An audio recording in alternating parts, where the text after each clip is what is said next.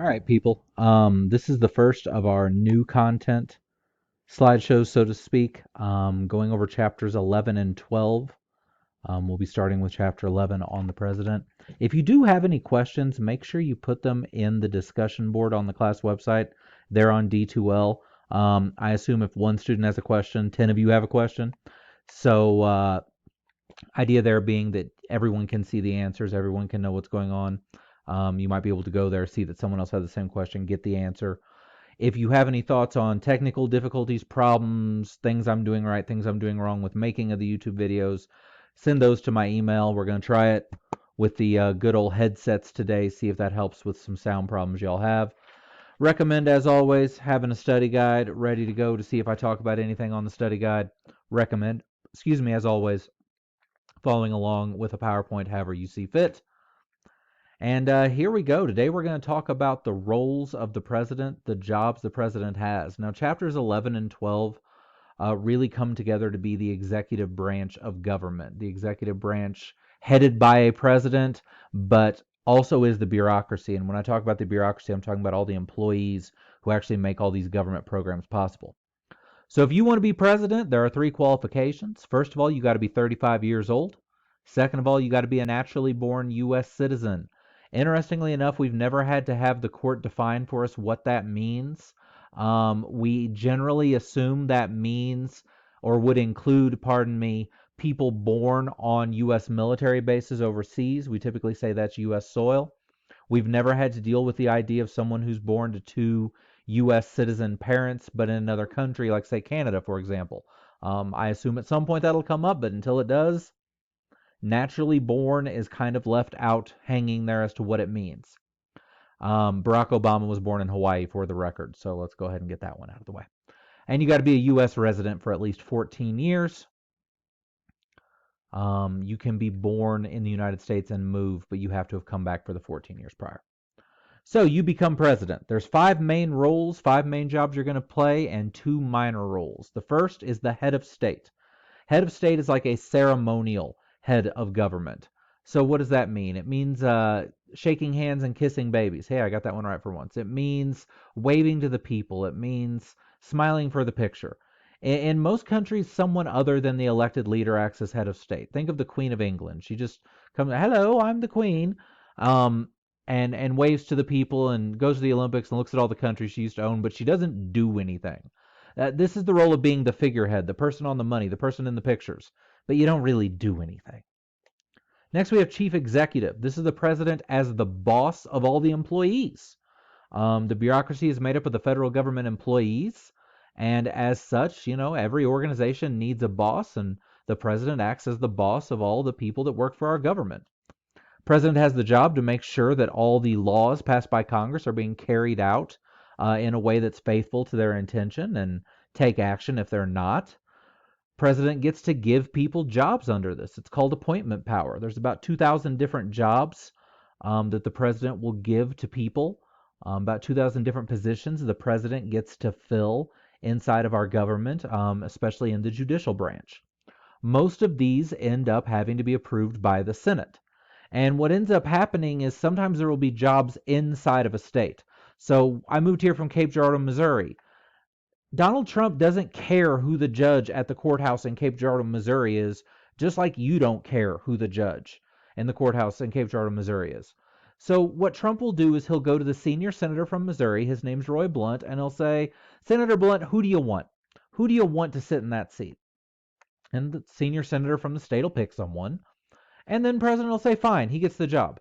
It's an unwritten custom. It's not an official rule, but this kind of guarantees that the Senate's going to be on board with the confirmation that lets the president get on to more important jobs, so to speak. The president has the power to appoint people when the Senate is not in session. That's called a recess appointment. President will usually do this if he's not getting along with his Senate for some reason. However, these appointments that bypass Senate approval, they do not need the Senate to approve of them, but they only last until the end of the current Congress's term. So most presidents will try and avoid using these if at all possible. You cannot use these for Supreme Court appointments, just as an interesting Jeopardy fact for you. Finally, or not finally, but one of the powers of the president as chief executive is the power of executive privilege. The president knows things. The president knows secrets and intelligence that would scare the crap out of someone like me and you. This is the right of the president to hide certain information from the media, from the people, from the Congress, and even from the courts, because keeping that information secret is in the best interest of our military security. However, you cannot claim executive privilege to try and avoid a criminal charge. That was from the landmark decision US v. Nixon. Yeah, that Nixon. He was trying to claim executive privilege for some stuff that doesn't really work that way. Finally, as president, you do have a little bit of a role in criminal justice. The president has the ability to clear someone's record and release them from jail. That's called a presidential pardon. The president also has the ability to release someone from jail without clearing their record. That's called a commutation. In both cases, the person gets to go home. They're free. A presidential pardon wipes the whole slate clean. It's like it never happened, whereas a commutation just lets them out early. Interesting fact here, these only apply to federal crimes. So you got to be in federal penitentiary for either of these to happen. Third role of the president is commander-in-chief.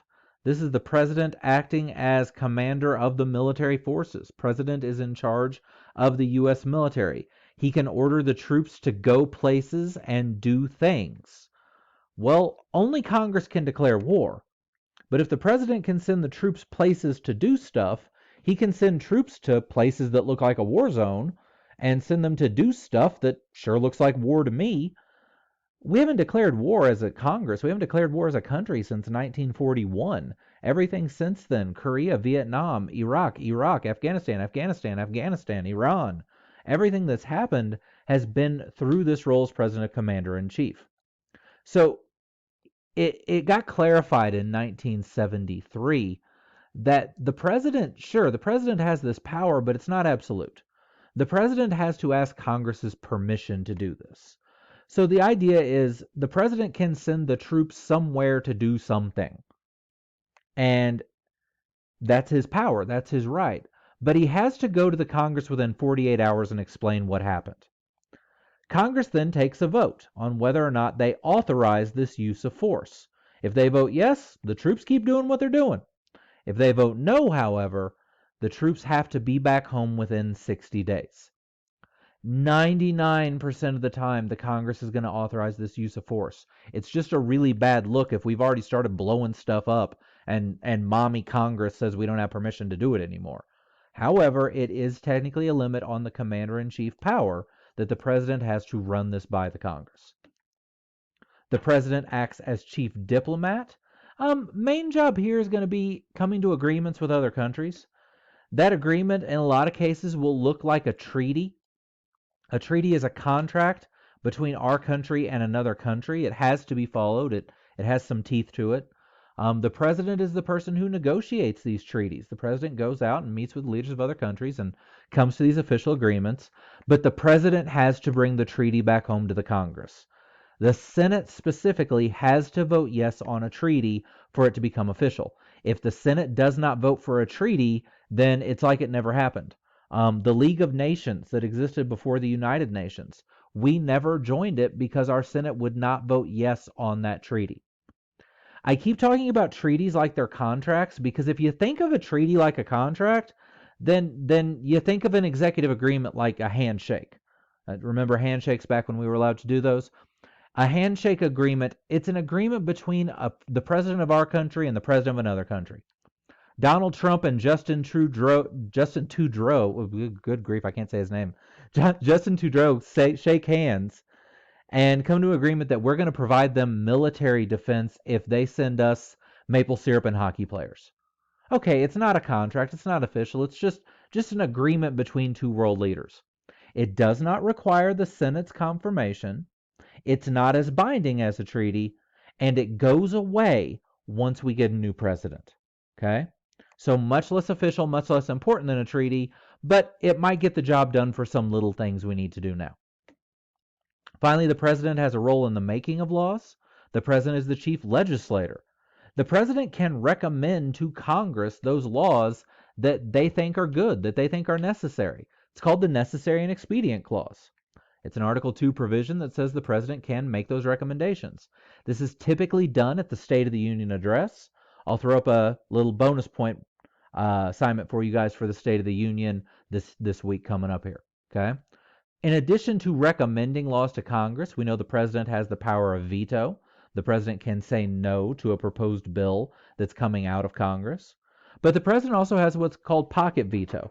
If I take Mr. Bill right here and I look at it and I'm like, wow, I don't like this idea, but I know the Congress will override my veto, or I know the American people will get really, really mad at me if I veto this, I can put it in my pocket, literally sit on it for 10 days. If the Congress adjourns while the president is sitting on a bill, the bill dies. So the Congress, to get that through, has to wait out the president and not adjourn, or they risk Mr. Bill dying and having to start the whole process again. Pocket veto is where the president literally puts Mr. Bill in his pocket and just sits on him, hoping that he'll die due to a time constraint. If the Congress does wait out the president, after 10 days, he just becomes law without the president's signature. So that's a little twist on that as well. We know the president used to have line item veto power, but doesn't anymore. The Colorado governor, however, does have that power.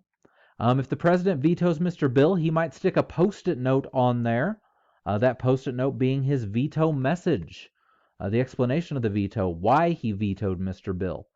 Conversely, he might issue a signing statement. A signing statement is like the Post-it note on a bill when the president says yes to it. President has signed Mr. Bill into law and gives some instructions in a signing statement of how the law is supposed to be carried out, or maybe pointing at some things the president doesn't necessarily agree with. Finally, the president has the power of executive order. This is the president's ability to order something to be done. This is a really, really controversial thing, guys, and I wish we could go over it in class because there's a whole lot of nuance to it, and this program is going to cut off my recording in about 2 minutes, so I can't spend too much time here. But the general idea is this changes the policy of the government without the Congress's approval. Originally, executive orders were just supposed to give direction to how legislation is implemented, but how that direction looks can be twisted up sometimes or changed. For example, President Trump, when Congress told him you can't have money to build a wall, President Trump gave an executive order changing how military funds were to be used, funds that already existed, to go to the southern border. Taking money out of some things and putting it into others. That's an example of a type of executive order. We've seen them used a lot more since W. Bush.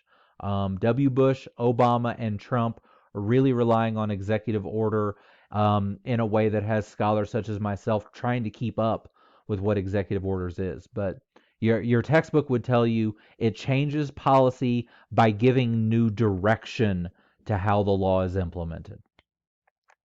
Finally, there are 2 minor roles the president plays. The president is chief of party. That means the president is the head of their party and helps get other members elected and kind of acts as the spokesperson for the whole political party. And then finally, the president's the chief of the economy. President doesn't have hardly anything to do with the economy, but when the economy is going well, presidents typically get the credit. When the economy is going poorly, presidents typically get the blame. Political advisor James Carville, when talking about if a president's going to get reelected, would always say, it's the economy, stupid. Look at the economy. Look at how the economy is doing. You can typically predict how well the president is liked based on how well the economy is doing. 5 main roles of the president. Head of state, the ceremonial head of government. Kiss hands, shake babies. Chief executive, big boss of all the governmental employees. Can appoint people into jobs, things like that. Commander-in-chief, big boss of the military, can send troops places to do certain things. Chief diplomat, dealing with the leaders of other countries, coming up with official treaties, unofficial executive agreements.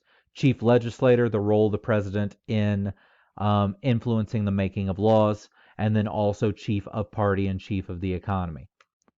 That'll about do it for this time. Like I said, this program will cut me off in 20 seconds. I know that because this is take 2.